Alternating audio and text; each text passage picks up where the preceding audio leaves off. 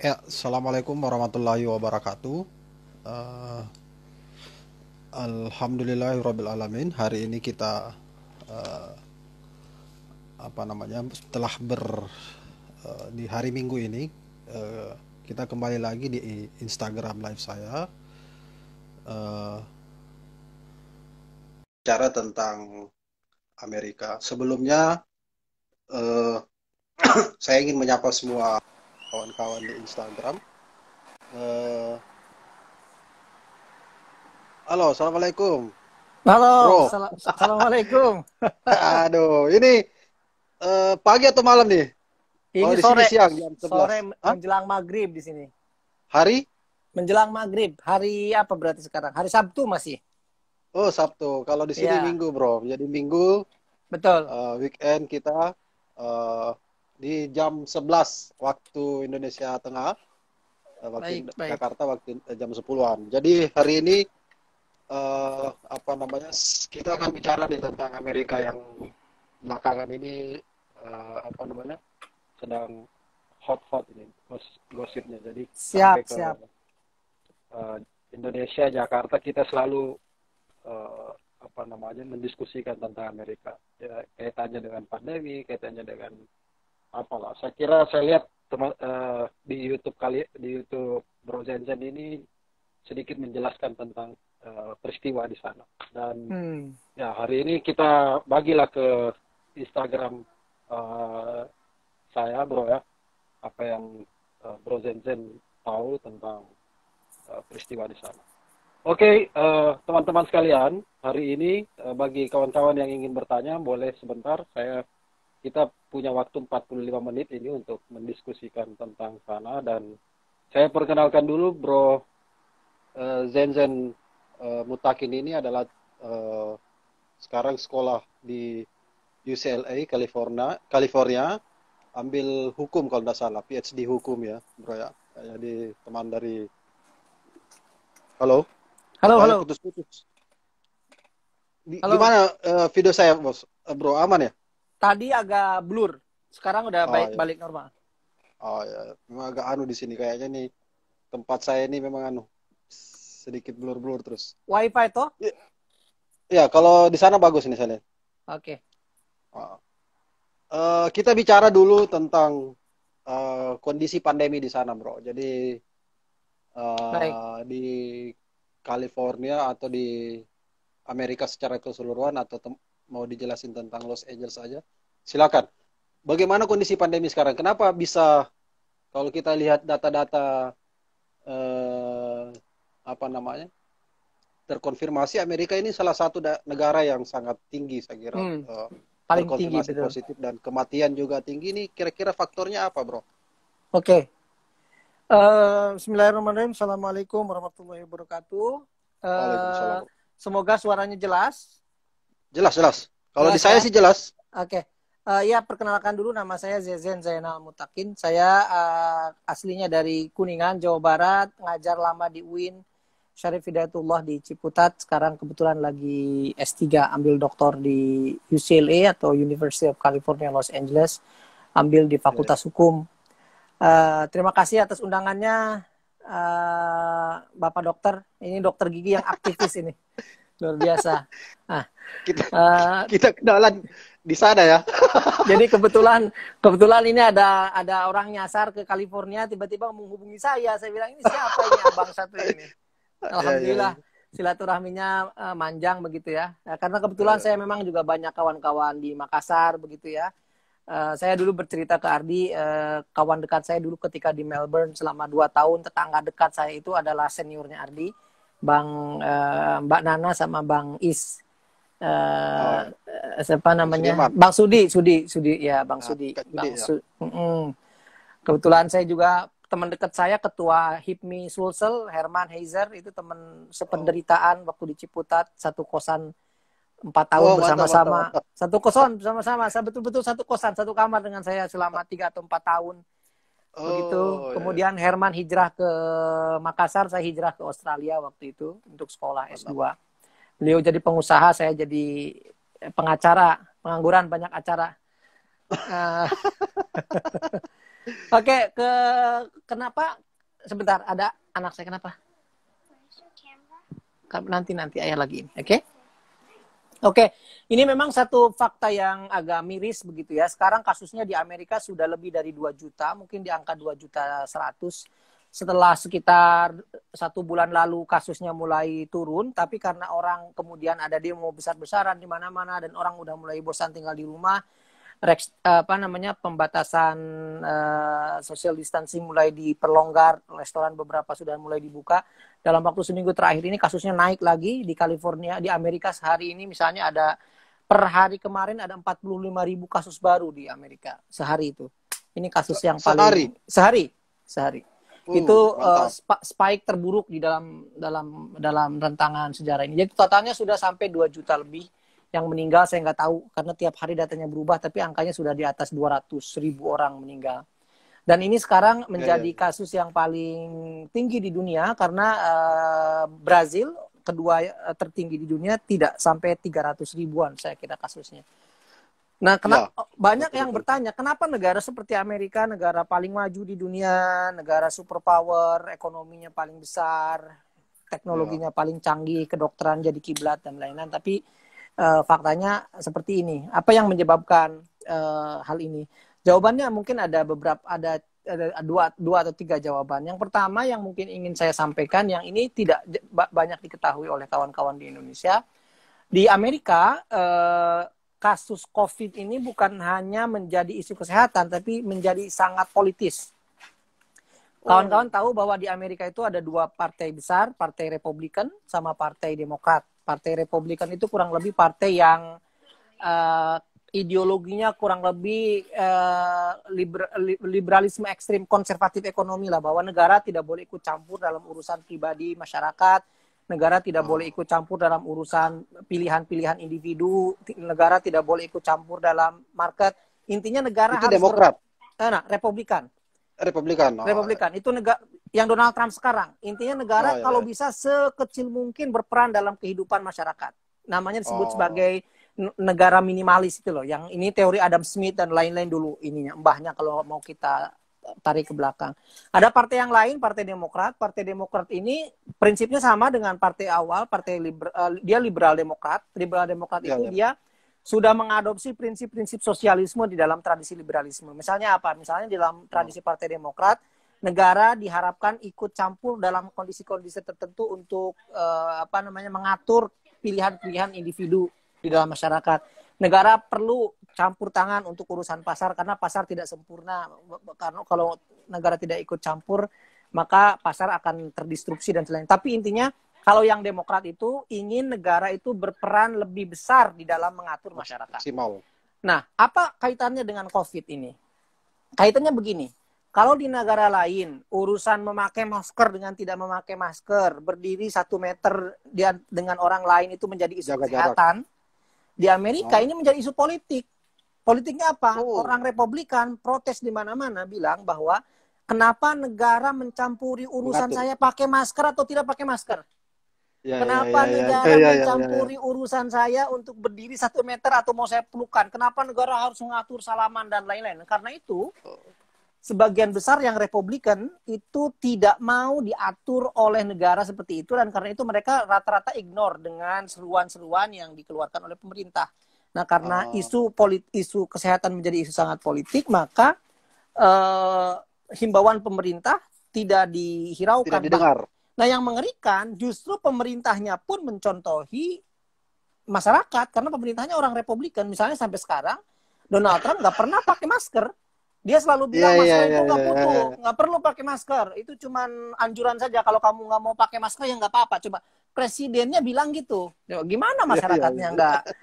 Kan kalau di negara lain minimal secara gesturnya mencontohkan lah gitu. Ini di Amerika justru presiden yang mencontohkan nggak usah pakai masker. Itu yang pertama. Jadi memang isunya menjadi sangat politik. Berarti Kementerian Kesehatannya nggak berperan berarti ya untuk soal itu. Jadi sebenarnya di dalam tubuh tubuh pemerintahan sekarang itu ada kubu saintis. Kubu saintis itu kubu para ilmuwan, dokter, akademisi seperti ketua CDC-nya, Control of apa namanya disease itu CDC kayak lembaga yang punya otoritas untuk mengatur masalah COVID itu, Anthony Fauci misalnya, itu orang yang sangat dihormati di dalam dunia kesehatan, dan dia selalu bertolak belakang dengan Donald Trump secara terbuka. Jadi di satu sisi para saintisnya bilang bahwa kamu harus pakai masker, kamu harus 1 meter dan lain-lain. Tapi politisinya bilang nggak perlu lah. Karena politisinya itu ingin mempertahankan base dan konstituen mereka, Partai Republikan, agar mereka nggak kehilangan pemilu. Ingat, 3 bulan lagi di sini ada pemilu. Bulan November. Itu pemilu apa, bro? Pemilu nasional. Presiden? Iya, pemilihan presiden. Jadi Donald Trump ini kemungkinan kalah nih sama Joe Biden. Calonnya kan yang baru sekarang namanya Joe Biden dari Demokrat. Nah, jadi di dalam tubuh pemerintahnya memang ada banyak kontradiksi dan itu yang menyebabkan orang jengkel. Di satu sisi Departemen Kesehatannya mati-matian menganjurkan orang ini dan itu, tapi di sisi lain presidennya sendiri yang mementahkan semua itu karena kepentingan politik. Awal-awal di Indonesia gitu juga dikit. Nah, betul. Kurang lebih itulah. Yang menterinya bilang cukup minum jamu aja nanti sembuh dan lain-lain. Nganggap enteng gitu ya, bahwa ini tidak akan. Nah, yang kedua saya kira aspek yang juga menyebabkan ini menjadi parah itu ya tentu saja aspek leadership. Ya, leadershipnya tadi itu terkait dengan yang pertama. Selain isu ini jadi sangat politik, ini ada leadership yang kebetulan bukan menurut saya, menurut banyak para pengamat, mungkin leadership terburuk di dalam sejarah pemerintahan Amerika begitu ya. Donald Trump itu presiden yang menurut saya paling buruk di dalam sepanjang sejarah. Bukan hanya paling rasis tapi juga paling buruk, manajemennya ngaco, orang-orang terbaik dia disingkirkan, orang-orang yang terbaik tidak mau bergabung karena ngerasa nggak malu atau nggak enak bergabung sama dia. Yang juga parah adalah adanya banyak aturan-aturan yang dulu sama Presiden Obama ditetapkan untuk mengantisipasi pandemi. Karena ingat pada zaman Obama itu Amerika sebenarnya sempat dilanda MERS sama SARS.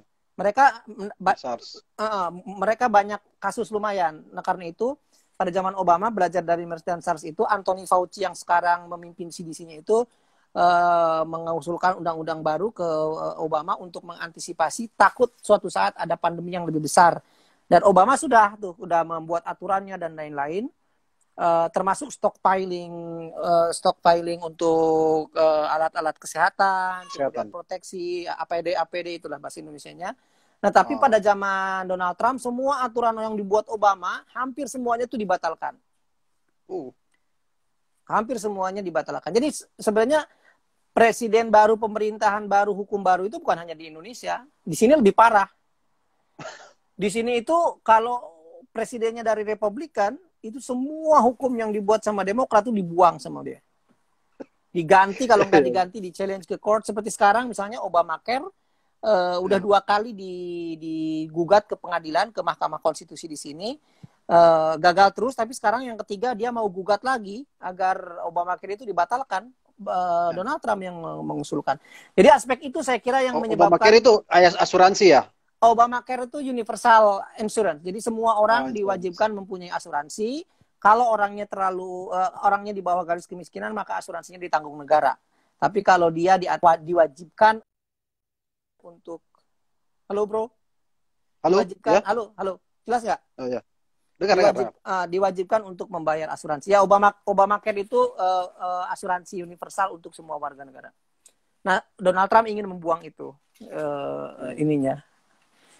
Saya kira mungkin 2 itu yang ini, dan di sini tidak seperti di Indonesia, tidak ada pembatasan wilayah, tidak ada restriksi orang kemana aja boleh gitu ya, meskipun kantor-kantor dan fasilitas publik tutup ya, tetapi secara umum tidak ada batasan orang mau kemana aja boleh. Nah, untungnya memang meskipun pada Amerika termasuk itu aturan pakai masker bro ya, enggak ada? Enggak ada. Aturan pakai masker itu presidennya aja bilang kalau mau pakai, kalau enggak ya terserah gitu. Nah, tetapi memang untungnya karena Amerika ini negara federal, negara-negara bagian itu punya otoritas yang relatif jauh lebih kuat dibanding katakanlah di Indonesia. Jadi pemerintah provinsinya begitu, kayak saya di California gitu ya, itu punya aturan yang jauh lebih ketat karena dia tahu bahwa Presiden Donald Trump tidak cukup bisa diandalkan untuk mengurus ini, maka pemerintah wilayah negara-negaranya itu relatif lebih restriktif dan lebih baik manajemennya untuk mengatur semua ini. Karena itu misalnya negara-negara yang demokrat ininya gubernurnya relatif kasus COVID-nya nggak terlalu parah kecuali New York ya. Kecuali New York. New York itu parah karena New York itu kalau Anda pernah ke New York memang kota yang sangat padat, lebih padat dari Jakarta. Kemudian orang kemana-mana harus naik kereta, jarang ada di New York orang naik mobil. Dan karena itu transmisi penyakitnya tuh sekitar 50-60% terjadi di kereta, di subway. Di kereta. Transportasi, massal, iya. Karena kan itu di bawah tanah semuanya pakai AC. Betul. Dan virus kan mudah lebih cepat lembab gitu ya, jadi lebih cepat menyebar di dalam itu. Saya kira itu perputaran udara kan betul jelek sekali, dia nggak ini hanya lewat AC. Saya kira secara umum mungkin itu yang menyebabkan parah sekali kasusnya dan angka kematiannya. Jadi ini gabungan antara bad leadership dengan political culture di Amerika. Jadi di sana tidak ada bro ya kayak aturan secara jelas. Kalau di sini kan ekonomi dibangkitkan dengan tiga himbauan pemerintah itu. Jadi jaga jarak, pakai masker dan di sini ada anjuran, tapi itu kan lagi-lagi sifatnya anjuran, tidak ada punishment-nya. Sama juga saya kira di Indonesia. Saya kira sama juga di Indonesia. Nah, lebih parahnya lagi, di samping tidak ada punishment, negara-negara bagian yang Republikan itu bahkan menolak itu dari awal karena itu dianggap sebagai usaha campur tangan pemerintah terhadap urusan individu-individu. Pakai masker, pergi kemana, kumpul tidak kumpul, itu kan urusan gue, ngapain lu ikut campur. Kayak gitu. Dan itu menjadi sangat religius juga. Jadi kalau kawan-kawan lihat itu misalnya kemarin ada sidang di Florida yang kurang lebih ada orang Republikannya menggugat keputusan pemerintah untuk melakukan pembatasan social distancing dan lain itu digugat di pengadilan. Salah satu argumennya tuh bahwa nafas ini diberikan oleh Yesus, oleh Tuhan, kenapa harus dihalangi oleh masker? Ya. Pokoknya sampai se ekstrim itulah argumen. Jadi argumennya menjadi sangat religius gitu ya. Jadi saya bilang ini bawa Yesus untuk urusan masker segala. Keren itu, keren. Lucu-lucu juga ya berarti ya. Jauh lebih ngaco di sini tuh. Kalau saya di Indonesia kan dulu kadang-kadang suka berpikir nih banyak sekali orang ngaco di Indonesia. Tapi kalau Anda udah kesini, saya bilang di sini lebih gila. Dan jangan salah kawan-kawan, di sini itu ya sedikit ini kasus. Misalnya di Indonesia kan ada banyak orang anti vaksin. Banyak yang nggak tahu bahwa orang yang nggak mau vaksin tuh mulainya dari Amerika. Gerakan anti vaksin tuh dimulainya di Amerika. Orang-orang Republikan yang nggak mau diatur oleh negara nggak mau ngapain ngatur-ngatur orang harus suntik vaksin apa nggak mau pakai vaksin mau enggak ya urusan saya. Nah tapi kemudian argumentasinya dipakai argumentasi religius sama mereka. Ya begitu. Bro, tapi kalau kemarin skema politik di sana teman-teman Muslim merapat di Republikan atau Demokrat? Di Demokrat. Muslim 99% pasti ke Demokrat. Karena kan Demokrat itu relatif lebih diverse. Kalau Republikan itu rata-rata konstituennya itu rural American. Jadi putih rata-rata ya kelasnya itu. Habis itu pedesaan dan relatif tua, generasi tua. Kalau Demokrat itu rata-rata urban, orang kota kayak California gitu ya, kemudian Seattle, kota-kota besar New York. Yang di pinggir pantai itu rata-rata Demokrat. Nah kalau yang di pedalaman, kalau Anda lihat peta Amerika yang pedalaman itu, yang Utah, Colorado, yang tengah-tengah itu namanya sebut Bible Belt.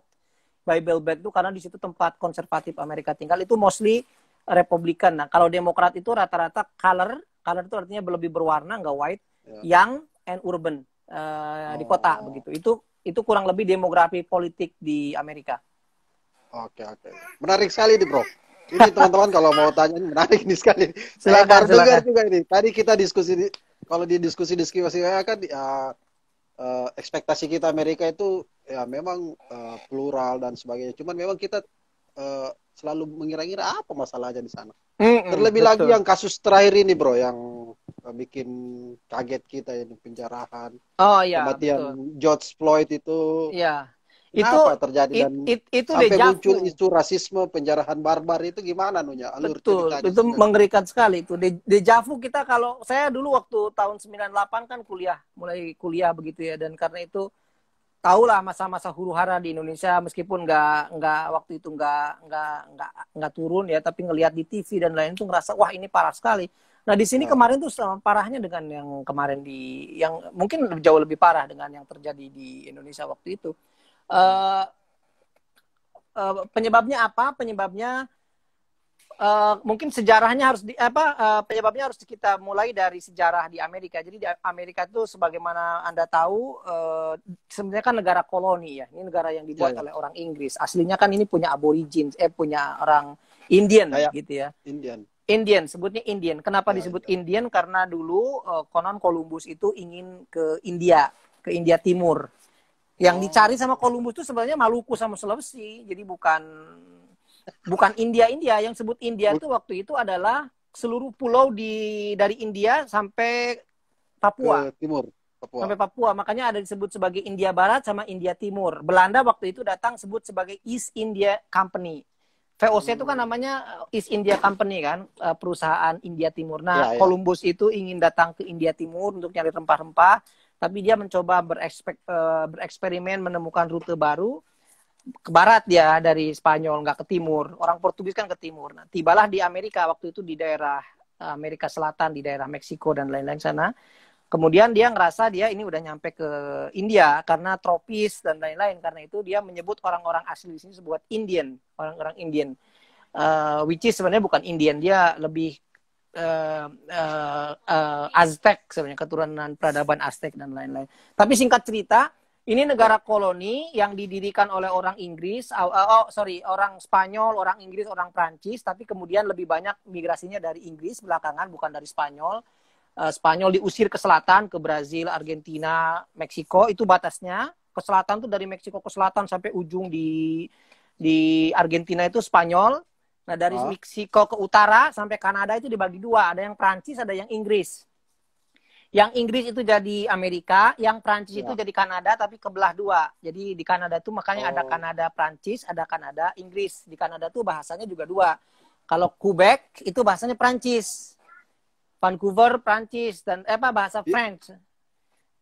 Sebagiannya lagi bahasanya bahasa Inggris. Nah, tapi singkat cerita yang jadi jajahan Inggris itu kemudian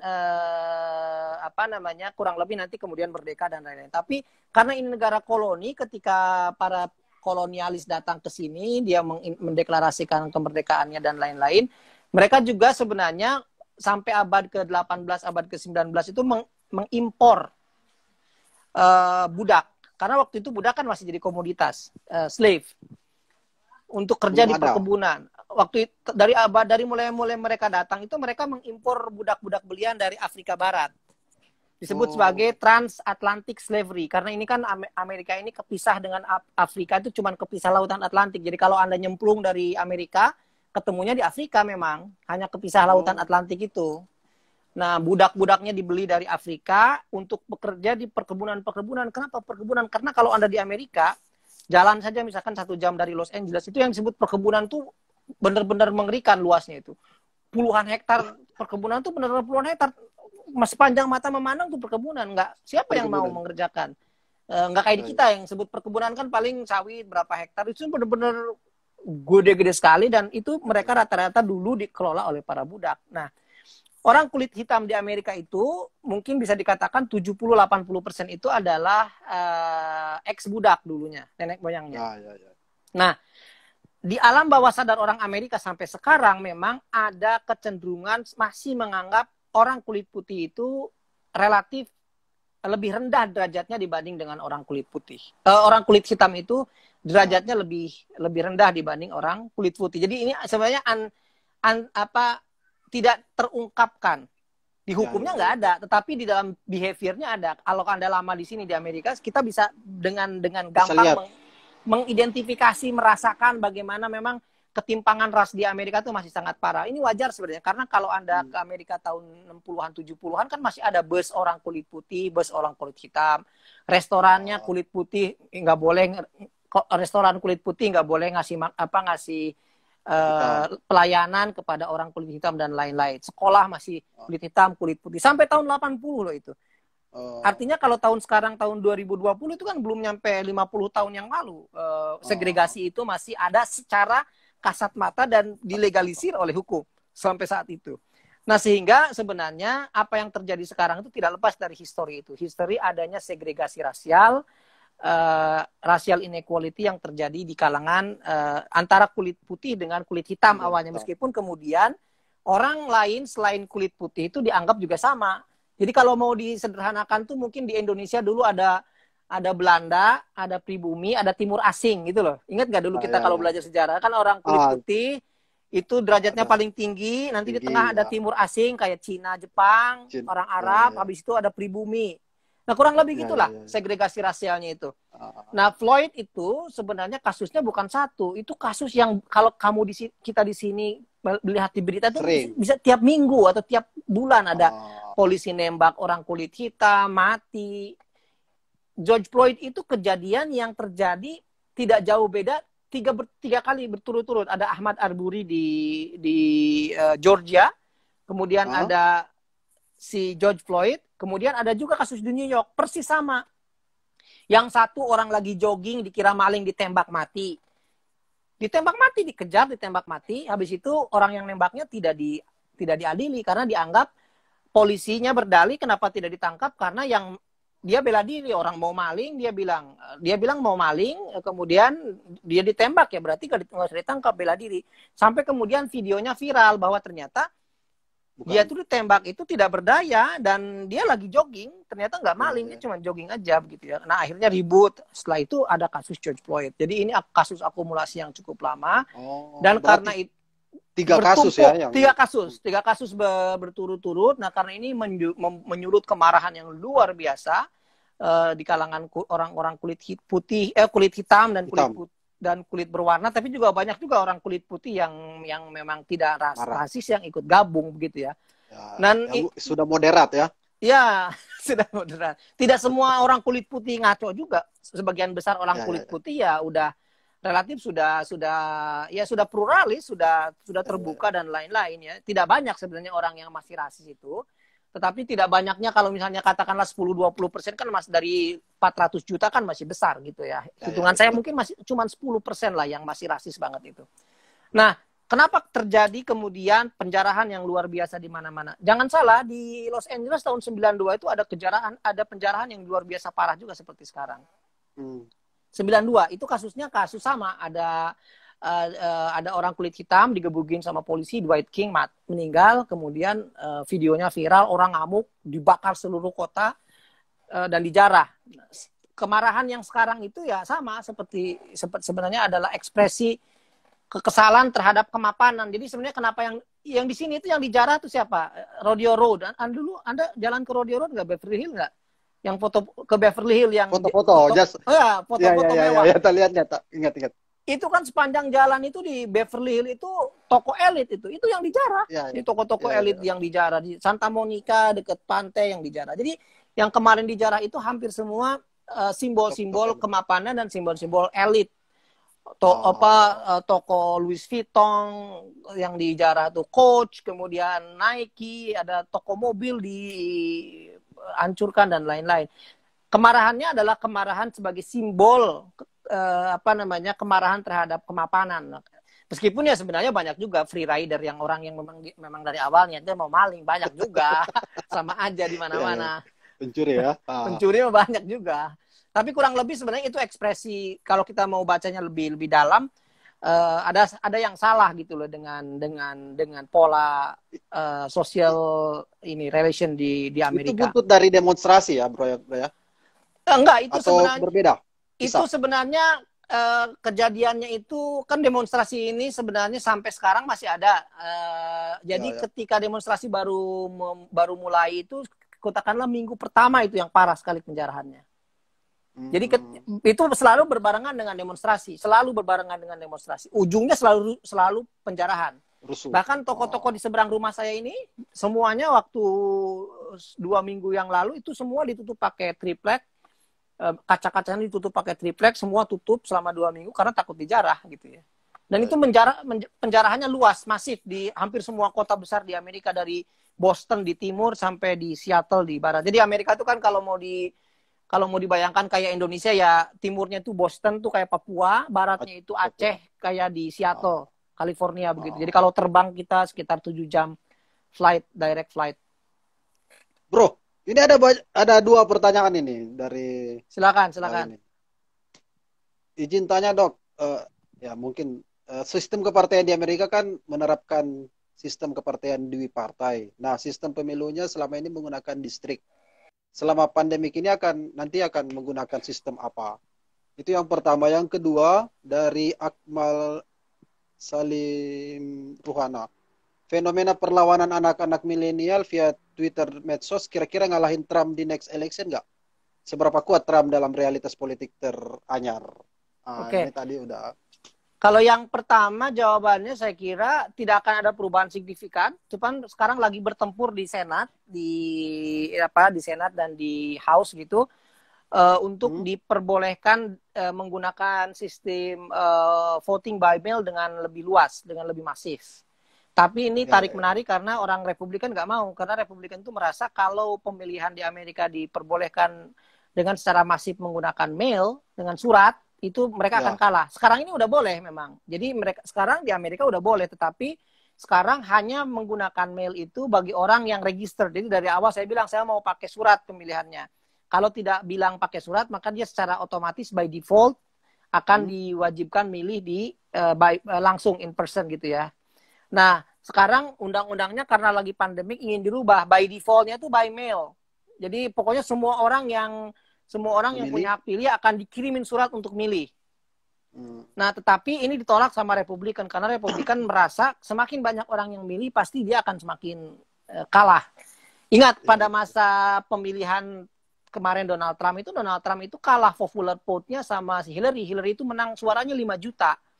Jadi kalau pemilihan suaranya itu kayak di pemilihan presiden kayak di Indonesia yang jadi presiden tuh Hillary. Tetapi karena electoral vote. Jadi ada popular vote, ada electoral vote. Electoral vote itu dihitung per state. Misalnya negara bagian kecil dapat 1 electoral. Karena ini kan dulu federal ya. Negara-negara kecil bergabung jadi Amerika Serikat. Jadi tiap negara tuh meskipun kecil dia punya hak suara yang dihitung 1. Kadang-kadang sama berdasarkan dengan jumlah penduduk. Ya, proporsional. Tetapi itu proporsional. Tetapi itu tidak berbanding lurus antara popular vote dengan electoral vote. Donald Trump electoral vote-nya menang, tetapi popular vote-nya kalah. Nah, logikanya kalau semakin banyak orang yang vote, itu kan berarti popular vote-nya akan semakin tinggi, dan kalau popular vote-nya semakin tinggi, electoral vote-nya juga akan lebih menguntungkan Demokrat. Nah, karena itu Republikan nggak mau. Dari sisi yang lain tidak akan ada yang berubah, pemilihannya masih sama, dan partainya sebenarnya di sini bukan 2 partai juga. Di sini tuh ada partai yang lain juga, tapi partai yang lain nggak pernah muncul karena yang nggak ada yang milih. Di sini tuh partai itu lebih penting daripada agama kadang-kadang. Jadi identifikasi orang dengan partai itu lebih kuat ketimbang identifikasi orang dengan agama. Jadi Republikan, Demokrat itu udah kayak agama, bener-bener agama gitu ya. Sangat militan ininya, identifikasi mereka. Ya, termasuk tadi yang lu ceritain itu tentang doktrin-doktrin apa namanya? Iya, free choice dan lain-lain. Misalkan free choice itu kan dulu yang paling besar debatnya tuh terkait dengan apakah orang diperbolehkan atau tidak menggugurkan kandungan.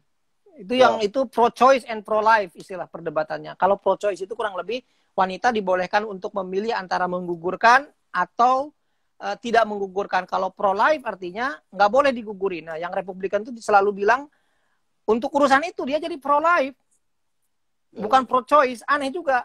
Padahal kalau untuk urusan lain dia selalu ingin pro choice, harus ada pilihan, bukan pro life. Nah, kalau untuk urusan kehamilan dia pro life karena dia ngambil dari Bible bahwa dalam Bible orang itu ketika janin itu ketika sudah ada di dalam perut udah nggak bisa dibunuh. Karena kalau kamu menggugurkan berarti membunuh dan lain-lain. Anyway, yang kedua pertanyaannya, saya nggak tahu apakah sejauh ini kekuatan milenial, apakah sejauh mana kekuatan milenial bisa mempengaruhi elektoral di Amerika. Yang kita harus cermati adalah ketika zaman Hillary, itu jangan salah, hampir semua survei itu mengatakan Hillary itu menang. Ya, ya, ya. Tetapi yang menang kemudian Donald Trump. Nah, apa yang salah? Ternyata ketika orang disurvei, itu banyak orang Amerika yang kulit putih itu yang dia nggak mau terbuka bahwa dia tuh milih Donald Trump. Tetapi ketika dia di kotak suara, dia milihnya Donald Trump. Milihnya Donald Trump. Kok bisa itu? Maksudnya iya, kenapa? Karena memang kalau malu atau apa? Malu kalau kamu secara terbuka milih Donald Trump tuh kamu kayak milih, bayangin itu orang presiden yang, kalau saya mau bilang, aduh. Kok bisa jadi presiden? Kok ya, bisa gitu jadi presiden gitulah, kurang lebih. Sekelas Amerika ini ya. Sekelas Amerika. Nah, tetapi ada kecenderungan memang sekarang, ini sekarang misalnya kalau kawan-kawan baca berita terbaru, Facebook kehilangan uang sekitar 50 miliar dolar dalam waktu 1 hari. Karena diboikot oleh perusahaan-perusahaan besar dari mulai Verizon, Unilever, kemudian Nike, Coca-Cola. Mereka udah stop iklan di Facebook karena Facebook dianggap platform yang melestarikan dan mengasih ruang kepada rasisme, kekerasan, dan kebohongan. Jadi banyak sekali iklan-iklan di Amerika itu yang dibuat oleh trollnya Rusia, yang bisa dipublish di dalam Facebook dan itu dilihat orang jutaan kali. Kemudian yang terbaru itu adalah kasus ketika demonstrasi itu Donald Trump buat iklan yang kurang lebih iklannya tuh bilang demonstran itu kalau mau disederhanakan ya apa ya? Intinya Donald Trump tuh kalau mau dikasarin itu demonstran tembakin aja lah. Kurang lebih gitulah. Jadi intinya Donald Trump tuh buat iklan yang incite the violence. Incite itu artinya incite of violence itu kurang lebih mendorong orang agar pro kekerasan.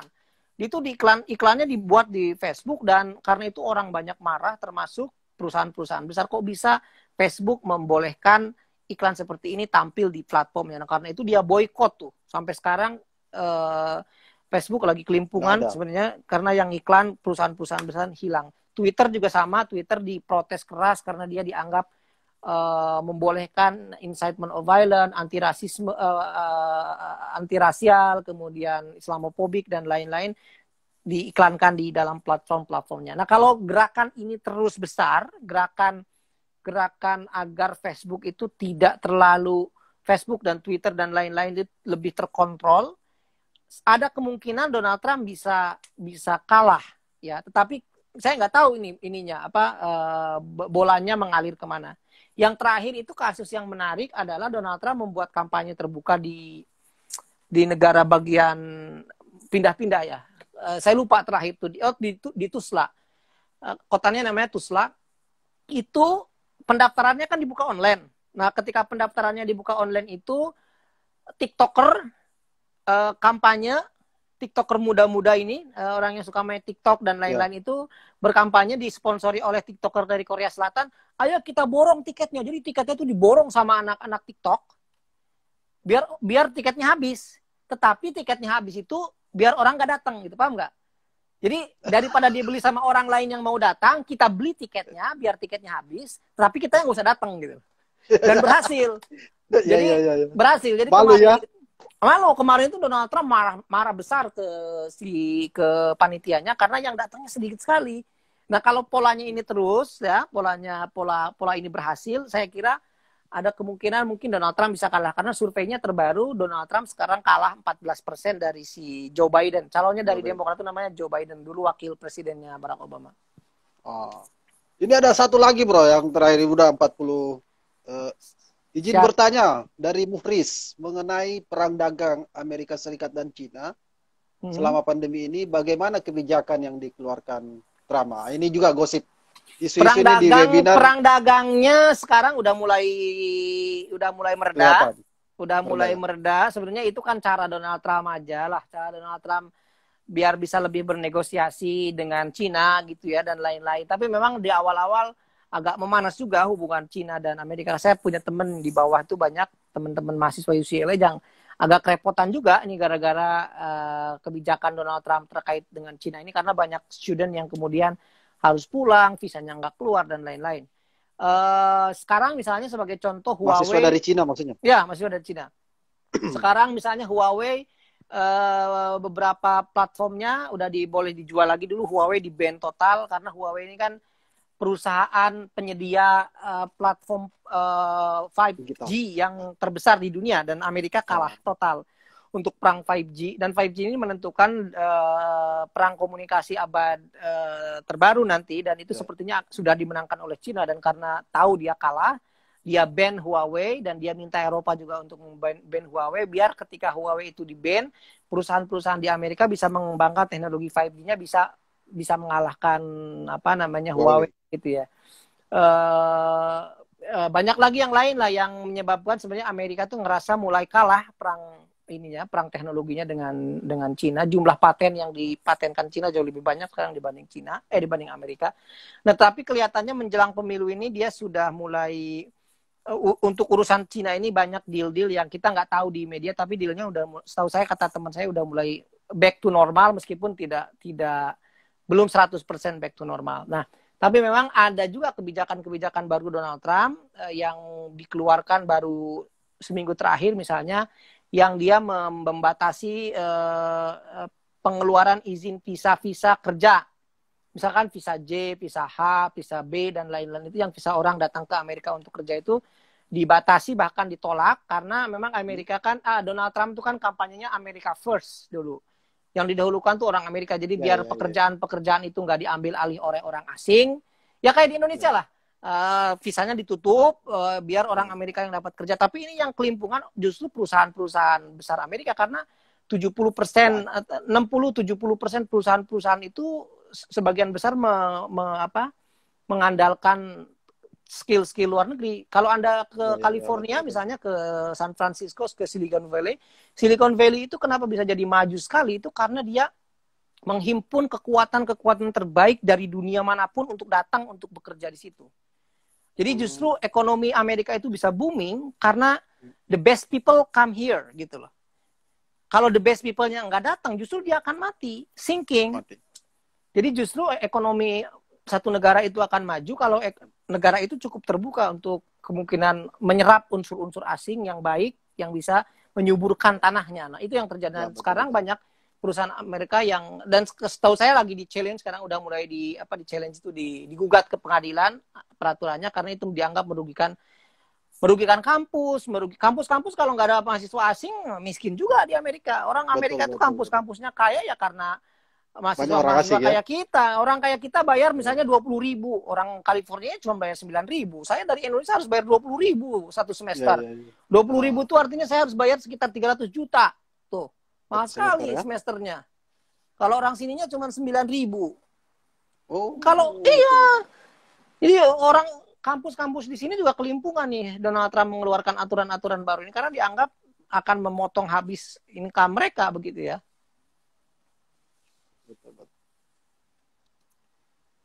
Ya, saya kira 45 kalau ada menit. Pertanyaan lain silakan. Saya sih masih oke lah. Tapi kalau ada pertanyaan boleh. Ya, silakan kalau ada, masih ada. Ya, terakhir pesan buat Jakarta nih, buat Makassar, orang-orang Indonesia, atau apa aja yang kaitannya dengan Amerika Serikat. Ya, saya kira pesannya pertama gini lah. Memang saya juga sama ketika saya dulu sebelum ke Amerika itu kita silau dengan Amerika kan. Wah, ya betul. Ada Harvard, ada Boston, ada Hollywood, ada whatever you name it lah. Kamu sebutkan apa aja yang terbaik di dunia ada di sini. Itu betul bahwa Amerika mungkin sekarang masih menjadi the best place untuk teknologi, untuk ilmu pengetahuan, ekonomi dan lain-lain. Tetapi saya kira semua itu bukan taken for granted. Tidak ada jaminan bahwa itu masih terjadi 50 tahun yang akan datang. Kalau memang mereka tidak bisa mempertahankan ini. Negara-negara lain di seluruh dunia berkompetisi gitu ya untuk menjadi lebih baik. Saya kira negara sehebat apapun seperti Amerika pun bukan negara yang sempurna. Kalau Anda tinggal di sini lama, Anda begitu bisa lihat banyak sekali kelemahan-kelemahannya, termasuk misalnya yang paling mengerikan dari mulai saya datang sampai sekarang, keprihatinan saya yang luar biasa itu ternyata jumlah gelandangan dan orang-orang gila di pinggir jalan di Amerika jauh lebih tinggi dari negara manapun yang pernah saya kunjungin di dunia. Sekitar berapa, bro? Di California saja, di negara California dan beberapa negara tetangganya kurang lebih 500.000 orang. Itu satu daerah ya, satu Iya. apa ya, satu negara. Betul. Ini ya. Betul. Itu satu problem yang luar biasa parah. Kalau Anda di sini naik mobil gitu sekitar 10 menit bisa dihitung tuh kita bisa melihat berapa puluh orang yang gelandangan tergeletak di pinggir jalan, nggak punya rumah dan lain-lain. Banyak sekali masalahnya, masalah gun, kekerasan domestik terbesar di dunia ya di Amerika. Di Amerika itu hampir tiap hari orang ada yang mati karena senjata. Kenapa? Karena semua orang di Amerika boleh punya senjata. Satu lagi nih bro, pertanyaan. Kira-kira efeknya ke Indonesia dengan kondisi politik Amerika hari ini ada signifikan nggak atau? Kalau saya melihat justru Indonesia itu relatif aman karena Indonesia itu tidak masuk ke dalam target dalam tanda kutip ya prioritas sebenarnya. Indonesia itu nggak penting lah buat Amerika kalau mau disederhanakan. Jadi karena Indonesia itu nggak penting ya nggak usah GR gitu. Kalau Cina atau Meksiko atau Kanada atau justru sekarang itu Amerika itu lagi berantemnya sama Eropa banyaknya. Misalnya sekarang orang Amerika dilarang datang ke Eropa, udah resmi tuh aturan dari Uni Eropa. Sampai kasus COVID-nya turun karena kasus COVID-nya paling tinggi di Amerika, sementara Eropa udah pulih, udah turun, udah hampir kasusnya udah kecil sekali lah. Nah, karena itu Eropa sekarang yang menutup pintu untuk Amerika. Orang Amerika untuk urusan apapun nggak boleh datang ke Eropa. Itu mengerikan sekali kan. Sejak kapan orang Amerika dilarang datang ke Eropa? Itu kan nggak ada sejarahnya tuh.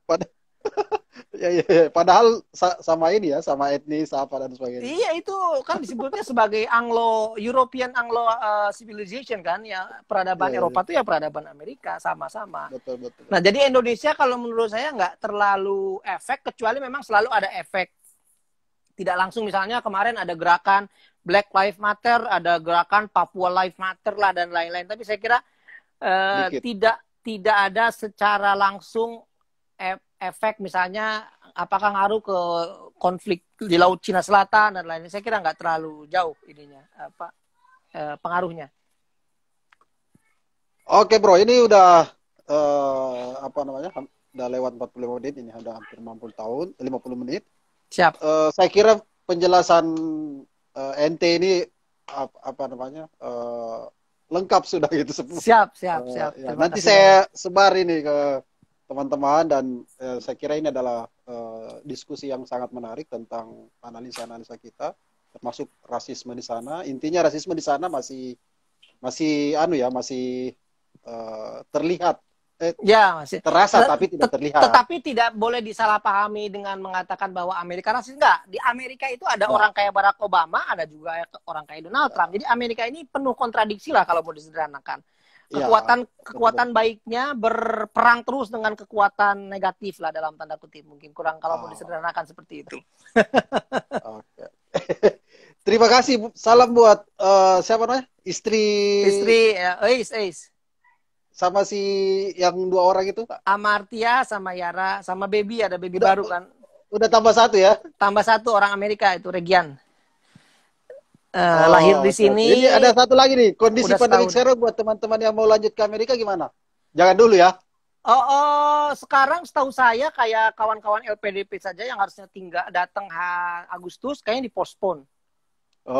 Sepertinya ya. Jadi pokoknya setelah pandemi aja lah ya. Kalau menurut saya lebih baik kalau belum masuk ke Amerika ya tahan dulu. Kalau saya kenapa nggak pulang ya saya udah di sini. Saya juga di sini nggak kemana-mana, di rumah aja. Karena saya juga harus lebih mengatur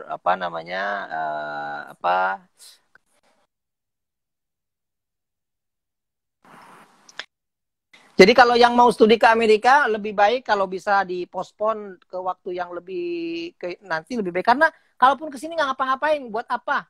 Di sini juga kuliahnya tutup kok. Ya. Kuliah tutup kan, semua pakai online sekarang. Oke. Kalau online kan di kampung juga bisa. Ngapain harus ke sini? Ya, oke Bro Zenzen, salam buat teman-teman di sana. Yang satu itu udah balik ya? Yang orang Takalar, siapa namanya? Siapa? Yang orang Makassar itu. Yang di UCLA? Ya, bukan yang di New Jersey ya, India. Yang ketemu di rumah dulu kemarin. Udah. Udah balik. Oh. Udah balik. Yang di sini ya orang Sulawesi yang masih di sini ya Bang Taruna, Ikrar. Oh. Taruna Ikrar di Oke, sini oke. satu kota di Irvine. Irvine. Ya. Mm-mm. Terima kasih Bro Zenzen dan teman-teman sekalian yang bergabung. Nanti kita sebar lagi di Siap. apa namanya media sosial Salam ini buat penjelasan. kawan-kawan semua di Makassar dan di Indonesia. Ya, oke. Mohon doanya biar di sini aman-aman, Ya. sehat-sehat. Amin. Saya doakan ini dan cepat selesai ya. Amin ya. Berapa tahun lagi? 1 tahun, 2 tahun? Setahun lagi pulang kita. Oh, oke. Doanya ya. Ya. Terima kasih. Billahi taufik walhidayah, teman-teman semuanya. Assalamualaikum warahmatullahi wabarakatuh. Kita ketemu di minggu Waalaikumsalam depan. warahmatullahi wabarakatuh. Terima Bye. kasih. Sama-sama, terima kasih. Ya.